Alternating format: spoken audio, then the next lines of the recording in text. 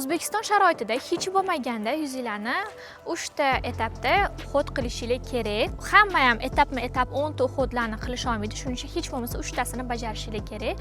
Hozir sizlarga shu haqida ozgina informatsiya berib o'taman. Yuzimizni makiyajlarini yechish uchun men ishlatdim hozir. Shu svetsyonli ko'rjalarga ham tushib ketaveradi. Hech qanaqa yuzimizga nojo'ya ta'sirlari yo'q. 1 minut, 2 minut, 3 minut yaxshilab massaj qilib yuzimizdagi makiyajlarni yechib olamiz. Hozir sizlarga professional yuz tozalashni ko'rsatib beryapman, lekin hech bo'lmasa shu boyga aytgan 3 ta etapim, ya'ni yuzimizni yaxshilab makiyajdan tozalaymiz, yuvib olamiz. Undan keyin yuzimizni yaxshi namlab beradigan toner ishlatamiz. Tonerdan keyin pitательный krem. Хотя бы shu uchalasini qilishingizni tavsiya qilaman. Protseduralardan oldin, chistkalardan oldin albatta bu tozalashlarni biz o'tkazamiz. Yuzimizni chuqur tozalaymiz.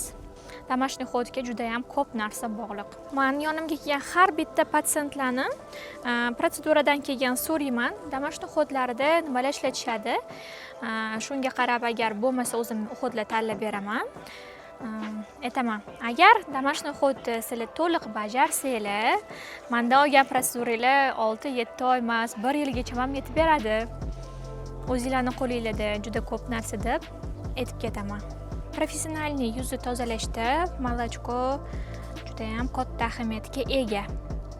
Eng oxirgi etapda молочко bilan yuzlarini tozalab boramiz. Молочко juda ham ko'p ayollarimizning yuzlariga tushadi, chunki bu yuzni yumshoq tozalash, hech qanaqa kislotalari yo'q.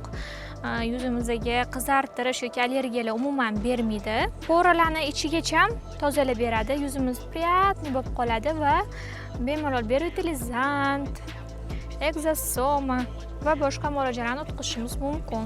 Sizda ham yuz tozalashda qanaqadir muammolar bo'layotgan bo'lsa yoki olgan produktlar yuzingizga tushmayotgan bo'lsa, bemalol murojaat qilinglar. Yuzingizning holatidan kelib chiqib, uxudinglarni sizlarga mos ravishda tanlab beramiz.